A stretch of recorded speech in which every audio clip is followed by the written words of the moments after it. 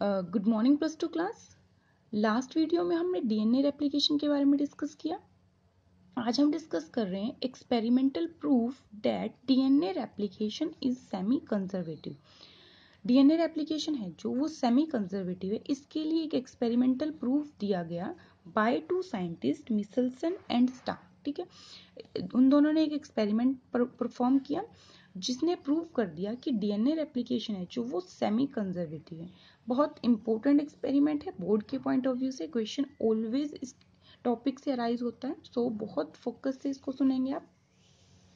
सबसे पहले semi conservative का मतलब क्या है। डीएनए रेप्लिकेशन में हमने देख लिया कि जो डीएनए है वो जो नेक्स्ट जो कॉपी बन रही है वो क्या है, न्यूली सिंथेसाइज नहीं है दोनों की दोनों स्ट्रैंड। उसमें क्या है, एक स्ट्रैंड रहेगी पेरेंटल और एक स्ट्रैंड होगी न्यूली सिंथेसाइज। ठीक है, इसी चीज को हम बोल रहे हैं सेमी कंजर्वेटिव, मतलब हाफ चीज है ओल्ड और हाफ है न्यूली सिंथेसाइज। समझ गए। सेमी कंजर्वेटिव का मतलब क्या है, सेमी मीन्स हाफ ना, कंजर्वेटिव का मतलब क्या, एक चीज हम पुरानी ले रहे हैं और एक चीज क्या बन रही है हमारे पास, नई बन रही है। ठीक है, तो इसी चीज को हम क्या बोलते हैं, सेमी कंजर्वेटिव बोलते हैं। ठीक है, तो दो हमारे पास डीएनए बनेंगे, एक तो पहले से और एक क्या है नया जो डीएनए। तो दोनों के दोनों अब डीएनए कैसे बन जाएंगे, एक डीएनए के पास रहेगी ओल्ड स्ट्रैंड और एक रहेगी न्यूली सिंथेसाइज स्ट्रैंड। सेम जो दूसरा डीएनए उसके पास भी एक पेरेंटल स्ट्रैंड और एक क्या है, न्यूली सिंथेसाइज स्ट्रैंड है। ठीक है, सो ये रहेगा। अब इसको प्रूफ करने के लिए मिचेल्सन और स्टाल ने क्या किया, जो इनका एक्सपेरिमेंटल मटेरियल थे वो क्या क्या थे। सबसे पहले इन्होंने यूज किया है ई कोलाई का। ठीक है, ई कोलाई को as a experimental material use किया और इन्होंने जो नाइट्रोजन है उसके दो आइसोटोप का यूज किया। ठीक है, तो ई कोलाई को उन्होंने ग्रो कराया दो कल्चर मीडियम पे। एक कल्चर मीडियम था जो उसके पास था नाइट्रोजन, जो नॉर्मल नाइट्रोजन है हमारे पास, और जो दूसरा कल्चर मीडियम इन्होंने लिया उसमें इन्होंने ई कोलाई को ग्रो कराया जो कि हैवी आइसोटोप है। ठीक है, नाइट्रोजन के दो आइसोटोप है, नाइट्रोजन 14, नाइट्रोजन 15। नाइट्रोजन 14 है जो वो लाइटर आइसोटोप और नाइट्रोजन 15 क्या है, हैवियर आइसोटोप है। ठीक है, तो अमोनियम क्लोराइड के दो कल्चर बनाए इन्होंने। ठीक है, एक कल्चर में इन्होंने यूज किया है लाइटर आइसोटोप ऑफ नाइट्रोजन, दूसरे कल्चर में इन्होंने यूज किया हैवी आइसोटोप ऑफ नाइट्रोजन। ठीक है, सो ये इन्होंने यूज किया। एक इन्होंने यूज किया है सीजियम क्लोराइड को। ठीक है, सीजियम क्लोराइड को इन्होंने यूज किया एज अ डेंसिटी ग्रेडियंट। ठीक है, डेंसिटी ग्रेडियंट का मतलब क्या है, जब हम सेंट्रीफ्यूगेशन करेंगे ना, तो सेंट्रीफ्यूगेशन करने के लिए हमें एक मीडियम की रिक्वायरमेंट है। उस एज अ मीडियम हम डेंसिटी ग्रेडियंट के लिए किसको यूज कर रहे हैं, सीजियम क्लोराइड को यूज कर रहे हैं। सेंट्रीफ्यूगेशन हमने लास्ट एक्सपेरिमेंट में भी डिस्कस किया था। सो ये सब यूज किया इन्होंने। अब सबसे पहले इन्होंने क्या किया, नॉर्मल इकोलाई ली। ठीक है, इकोलाई है जो उसके पास जो डीएनए होगा, नॉर्मल इकोलाई है तो नेचर में मोस्ट अबंडेंट तो नाइट्रोजन 14 ही है हमारे पास आइसोटोप। तो जो ई कोलाई ली उसके पास जो डीएनए था, डीएनए में जो नाइट्रोजन बेस था वो कैसा था, नाइट्रोजन 14 वाला था। ठीक है, तो इन्होंने क्या किया, इस ई कोलाई को जो कि कैसे आइसोटोप के साथ थी, नाइट्रोजन 14 के साथ थी ना, नॉर्मली तो इसके पास यही होगा, इसको ग्रो कराया फॉर मैनी जनरेशन, बहुत सारी जनरेशन तक इसको ग्रो कराया है इन्होंने। कौन से मीडियम पे ग्रो कराया, ये बात बहुत इंपॉर्टेंट है। इन्होंने नाइट्रोजन हैवी था ना जो, उस मीडियम पे ग्रो कराया। तो इन्होंने अमोनियम क्लोराइड है जो कल्चर मीडियम लिया है जो कि हैवी आइसोटोप के साथ था, उसके ऊपर ग्रो करा दिया फॉर मैनी जनरेशन। ठीक है, अब ई कोलाई है, ग्रो कर रही है, रेप्लिकेट होगी बार बार, उसका नई सेल बनती जा रही है, ग्रो कर रही है। तो जब भी डीएनए रेप्लिकेट होगा तो नए न्यूक्लियोटाइड्स बनेंगे। नए न्यूक्लियोटाइड्स बन रहे, इसका मतलब नए नाइट्रोजन बेसिस भी बन रहे होंगे। अब नाइट्रोजन बेसिस का सोर्स क्या रहेगा हमारे पास, ये वाला आइसोटोप, मतलब हैवी वाला आइसोटोप। सो इन्होंने जब ई कोलाई को बहुत सारी जनरेशन तक इस हैवी आइसोटोप वाले मीडियम पे ग्रो कराया तो क्या हुआ, ई कोलाई जो बनी उसके डीएनए में जो नाइट्रोजन बेसिस आए वो कौन से वाले आ गए, हैवी वाले आएंगे, ऑब्वियस है, क्योंकि बहुत सारे जनरेशन तक ग्रो कराया। अब जो ई कोलाई होती है उसका जनरेशन टाइम क्या होता है, 1 जनरेशन वो 20 मिनट्स में ग्रो कर जाएगी, ठीक है। तो 20 मिनट्स में क्या होती है, एक जनरेशन बन जाएगी ई कोलाई की। यहाँ पे हमने क्या किया, बहुत सारी जनरेशन तक उसको ग्रो करा दिया, मतलब 20 मिनट्स की इतनी सारी जनरेशन बन गई होगी यहाँ पे। तो बहुत सारी जनरेशन तक जब ग्रो कराया हमने, तो जो सारी ई कोलाई थी उनका डीएनए कैसा बन गया होगा, हैवी आइसोटोप के साथ ही बना होगा, ऑब्वियस है वो तो, ठीक है। तो सारी की सारी जो ई कोलाई थी उनका डीएनए कैसा बना, हैवी आइसोटोप के साथ बना। आइसोटोप बोल रही हूँ, रेडियो एक्टिव, लास्ट एक्सपेरिमेंट में हमने nitrogen as a radioactive use किया, सॉरी फोस्फोरस और सल्फर का हमने रेडियो एक्टिविटी के लिए यूज किया था, रेडियो एक्टिव फोस्फोरस और सल्फर थे। यहाँ पे नाइट्रोजन रेडियो एक्टिव नहीं है, हमने सिर्फ नाइट्रोजन के लाइटर और हैवी आइसोटोप्स का यूज किया है, ये बात आप अच्छे से ध्यान रखेंगे, ठीक है। तो बहुत सारी जनरेशन तक ग्रो कराया, तो बहुत सारी इकोलाई बनी और सबका डीएनए क्या हो गया, चेंज हो गया। अब डीएनए जो बना है वो किसके साथ है, हैवी आइसोटोप ऑफ नाइट्रोजन के साथ है, ठीक है। अब नेक्स्ट क्या किया इन्होंने, ये जो हैवी आइसोटोप वाला डीएनए था, कौन सा डीएनए, हैवी आइसोटोप वाला डीएनए था, इसको 20 मिनट्स तक क्या किया है, ग्रो किया है। 20 मिनट्स तक ग्रो किया, कौन से मीडियम पे ग्रो किया, लाइटर नाइट्रोजन वाले मीडियम पे ग्रो किया। अब 20 मिनट्स में क्या आएगी, एक जनरेशन ही आएगी, ये तो हम पढ़ चुके। 20 मिनट्स में ई कोलाई की एक जनरेशन अराइज हो जाती है, ठीक है। तो ई कोलाई की एक जनरेशन अराइज हुई है, इसका मतलब हमारे पास क्या है, एक ई कोलाई से 2 ई कोलाई तो बनी गई होगी, एक हम कंसीडर करके चल रहे हैं। तो एक ई कोलाई से हमारे पास बनी 2 ई कोलाई, ठीक है। 2 ई कोलाई जब बनी तो इस ई कोलाई का डीएनए सेपरेट हुआ, देखो डीएनए रेप्लिकेशन की बात करें ना, तो इस ई कोलाई का डीएनए क्या होगा, हेलिकेज की हेल्प से सेपरेट हुआ होगा।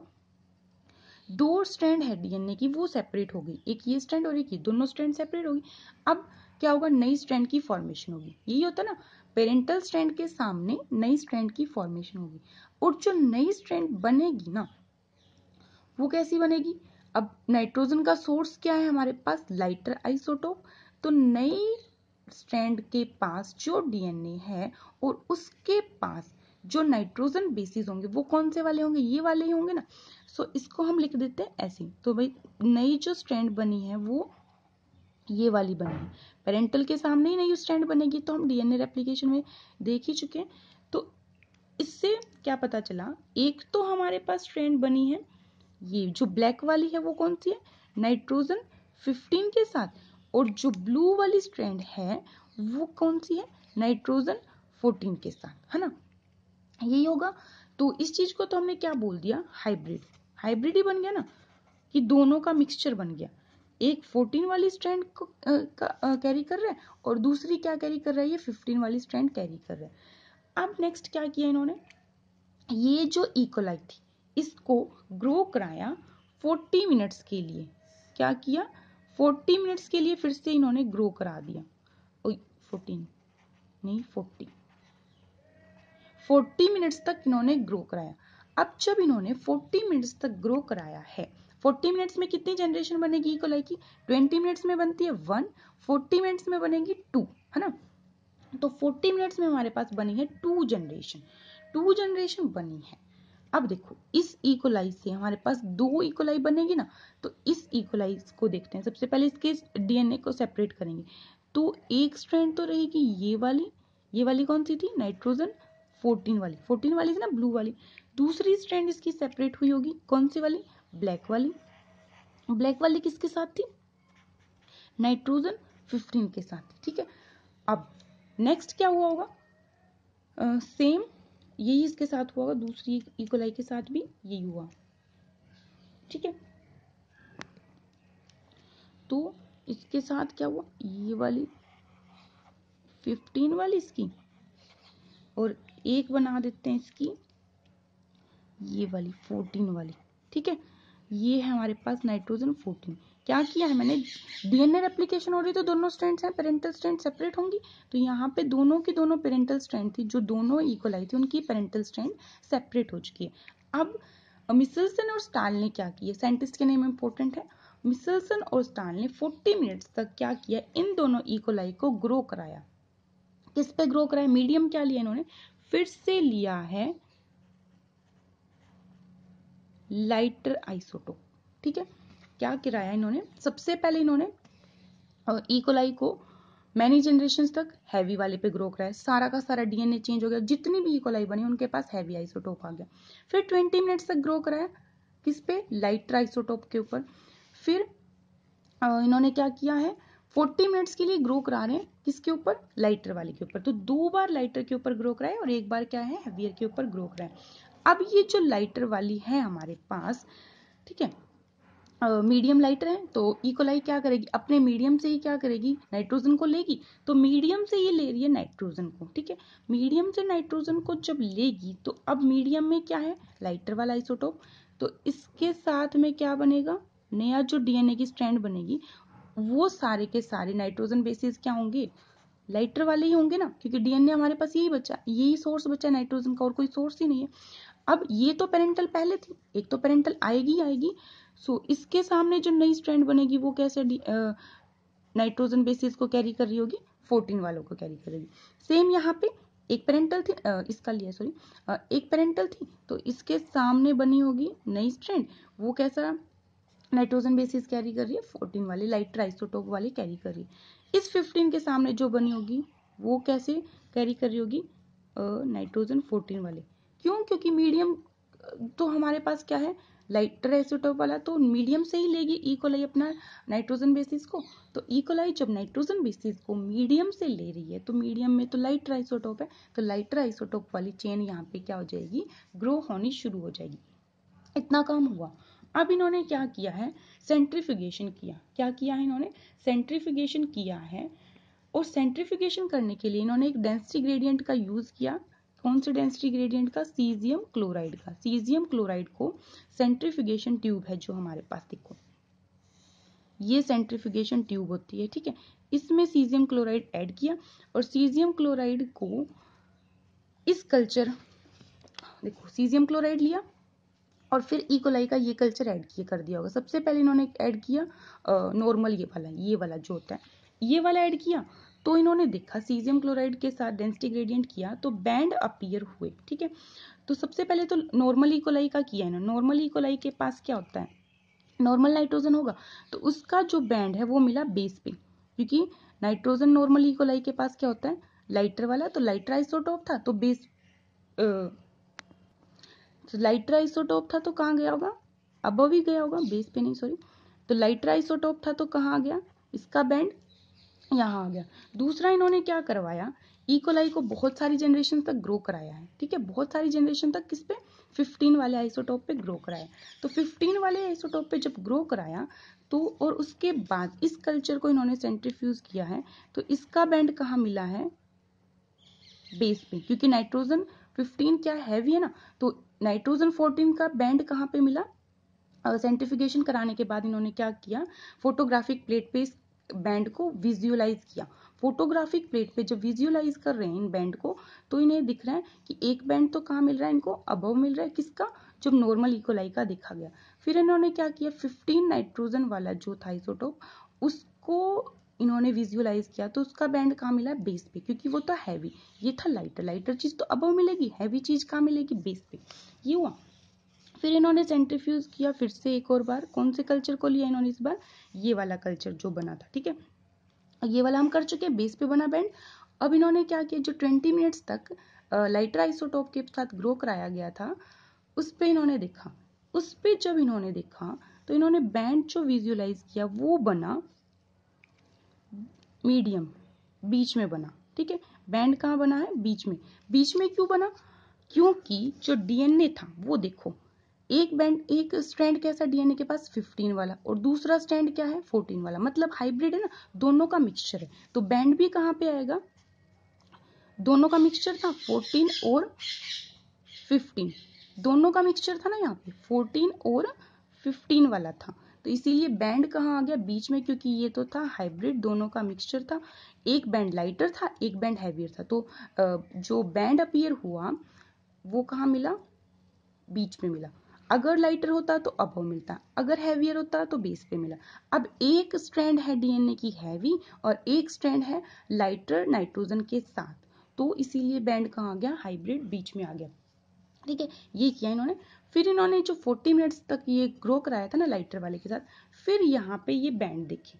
अब यहाँ पे तो देखो हमारे पास 40 मिनट्स में दो जनरेशन आ गई ना, तो इसको जब इन्होंने विजुअलाइज किया फोटोग्राफिक प्लेट पे, ये बैंड देखे सेंट्रीफ्यूगेशन के बाद, तो क्या हुआ, ये हमारे पास सेंट्रीफ्यूगेशन ट्यूब में इन्होंने देखा कि एक बैंड तो अपीयर हुआ है यहाँ पे बीच में और एक बैंड रह रहा है अबव। ठीक है, ये एक बैंड आया बीच में क्यों आया बैंड, क्योंकि जो एक हमारे पास इकोलाई की जनरेशन बनी थी वो तो हाइब्रिड थी, मतलब एक 15 वाला उसके पास डीएनए का स्ट्रैंड था और एक उसके पास था 14N वाला डीएनए का स्ट्रैंड। तो हाइब्रिड तो हमेशा कहाँ आएगा, बीच में आएगा। तो ये है हमारे पास नाइट्रोजन 14 और नाइट्रोजन 15 वाला बैंड। और जो दूसरी जनरेशन बनी हमारे पास इकोलाई की, उसमें क्या थे, सारे के सारे क्या थे, लाइटर आइसोटोप के साथ थे, लाइटर नाइट्रोजन के साथ थे। तो लाइटर वाले तो कहाँ आते हैं, हमेशा अबव आएंगे ना। तो ये सारे के सारे लाइटर नाइट्रोजन के साथ थे, दोनों के दोनों बैंड डीएनए थे वो कैसे थे, लाइटर स्ट्रैंड के साथ थे। तो ये दोनों लाइटर स्ट्रैंड थी यहाँ पे। ये क्या है हमारे पास, लाइट वाली, और ये है हाइब्रिड वाली। ठीक है, तो इस एक्सपेरिमेंट से इन्होंने क्या किया, प्रूफ कर दिया, बता दिया कि डीएनए रेप्लिकेशन है जो वो सेमी कंजर्वेटिव है, मतलब कि एक स्ट्रैंड तो रह रही है पेरेंटल और एक बनती है नई वाली। ठीक है, जब भी इन्होंने नई मीडियम पे ग्रो कराया तो एक तो पेरेंटल वाली स्ट्रैंड आई और एक बनी नई वाली। ठीक है, अगर कंजर्वेटिव होता, कंजर्वेटिव का मतलब क्या होता कि एक डीएनए तो पूरा का पूरा एज इट इज पेरेंट वाला रह रहा है और एक बन रहा है हमारे पास नया, लेकिन यहाँ तो है सेमी कंजर्वेटिव, मतलब एक स्ट्रैंड रहेगी पेरेंटल और एक बनेगी नई वाली। हर एक एक्सपेरिमेंट में यही प्रूव हुआ ना। और इस सीजियम क्लोराइड के साथ डेंसिटी ग्रेडियंट किया गया, एज अ डेंसिटी ग्रेडियंट इसको यूज किया और सेंट्रीफ्यूगेशन किया। सेंट्रीफ्यूगेशन के बाद हैवी और लाइट बैंड इनको अपीयर हुए। हैवी बैंड कहाँ पे होंगे, जब नाइट्रोजन 15 मीडियम था, और लाइटर बैंड कब अपीयर होंगे, जब 14 मीडियम था। हाइब्रिड कब अपीयर हुए, जब 20 मिनट्स तक ग्रो कराए। 20 मिनट्स में सिर्फ एक ही कॉलोनी आई, तो एक स्ट्रैंड रहा डीएनए का हैवी वाले नाइट्रोजन के साथ और एक रहा लाइटर वाले नाइट्रोजन के साथ। तो इस तरह से ये हाइब्रिड है, तो बीच में क्या आ गया, बैंड अपीयर हो गया। फिर लास्ट में 40 मिनट्स में तो दो कॉलोनी आ गई थी, एक पेरेंटल चेन लाइटर वाली पहले से थी, एक हैवी थी, तो दोनों के सामने नई स्ट्रैंड बनी। नई स्ट्रैंड कैसी बनी होगी, लाइटर के साथ। तो इस तरह से यहाँ पे दो जनरेशन थी, तो हम दिखा रहे हैं दो बैंड, एक तो दिखा रहे हैं लाइट जनरेशन का और एक दिखा रहे हैं हाइब्रिड का। सो ये हुआ। ये जो एक्सपेरिमेंट है वो परफॉर्म किया गया था कब, 1958 में। 1915 में नहीं, 1958 में। अब सिमिलर ऐसा ही एक्सपेरिमेंट परफॉर्म किया गया है, एनसीईआरटी में बहुत छुपा के एक लाइन दी गई है।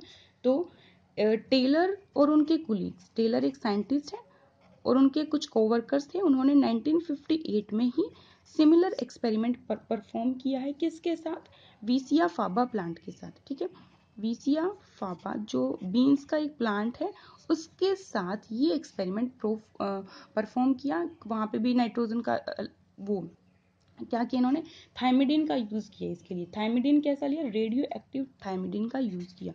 तो इस तरह से इन्होंने देखा होगा कि एक में थायमिडिन कैसे बन रहा है, रेडियो एक्टिव बन रहा होगा, और दूसरी थी कॉलोनी उसमें नॉर्मल बन रहा होगा। तो रेडियो एक्टिव थायमिडिन यूज करके इन्होंने एक्सपेरिमेंट परफॉर्म किया। टेलर ने, एक्सपेरिमेंटल मटेरियल बहुत इंपॉर्टेंट है वीसिया फाबा, और इन्होंने यूज किसका किया, रेडियो एक्टिव थायमिडिन का।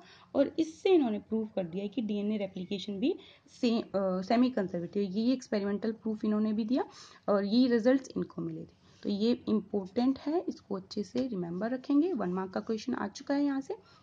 और ये है मिचेल्सन और स्टाल का एक्सपेरिमेंट। ठीक है, आज के लिए हम बस इतना ही करेंगे। Okay, thank you.